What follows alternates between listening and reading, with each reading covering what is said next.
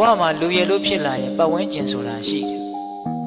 ပတ်ဝန်းကျင်ဆိုတာရှိလာလို့ရှင်ကိုယ့်ပေါ်မှာလိုတဲ့လူတွေရှိတယ်လို့မလိုတဲ့လူတွေလည်းရှိမှာပဲလူတိုင်းသဘောကျအောင်ဘယ်သူမှမဆောင်ရွက်နိုင်ပါဘူး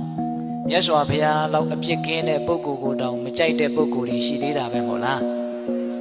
မကြိုက်ရင်မကြိုက်သည့်အားလျော်စွာသူတို့မကြိုက်တဲ့အထင်ကိုနှုတ်ကမြက်ပြီးတော့ပြောမှာပဲဗျအဲ့ဒါတားလို့မရကိုလည်းပဲသူများကိုမကြိုက်ရင်မကြိုက်သည့်အားလျော်စွာပြောတာပဲမဟုတ်လား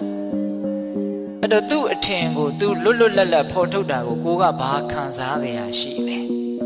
စဉ်းစားကြည့်နော်တခါကြီးဒီမိုင်းများသူမကြိုက်လို့မကြိုက်ဘူးပြောတဲ့ကိစ္စ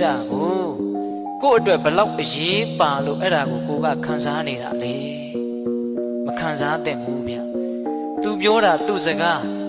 သူထင်တာသူ့အထင်ဟာကိုဘာမှတကယ်တမ်းကပြောင်းလဲသွားစေတာမဟုတ်ဘူးဆိုလိုတာကသူ့ရဲ့စကားသံတွေဟာကိုယ့်အပေါ်မှာဘာအကျိုးသက်ရောက်မှုမှတကယ်စင်စစ်ကတော့မရှိဘူးဟုတ်လားအဲ့ဒီစကားသံကြောင့်တော့ကိုဘာမှဖြစ်မသွားဘူးချီးမွမ်းလို့လည်းပဲကိုတကယ်ကောင်းမသွားဘူးပင်ကိုကမကောင်းရင်မကောင်းပဲကဲရဲ့လို့လည်းပဲကိုတကယ်ယုံမာတဲ့လူတစ်ယောက်ဖြစ်မသွားဘူးကိုပင်ကိုကဆိုးရင်ဆိုးမှာပဲကိုပင်ကိုကကောင်းရင်ကောင်းမှာပဲဟုတ်လားဒါကြောင့်စကားသံတွေနဲ့ပတ်သက်ပြီးတော့ခိုင်မာတဲ့စိတ်ဓာတ်ရှိဖို့လိုအပ်တယ်ပတ်ဝန်းကျင်ကပြောတိုင်းတုန်လှုပ်နေမယ်ဆိုလို့ရှိရင်တရွက်6တရွက်လို့ကိုယ့်ရဲ့ဘဝဟာလွင့်မျောသွားနိုင်တယ်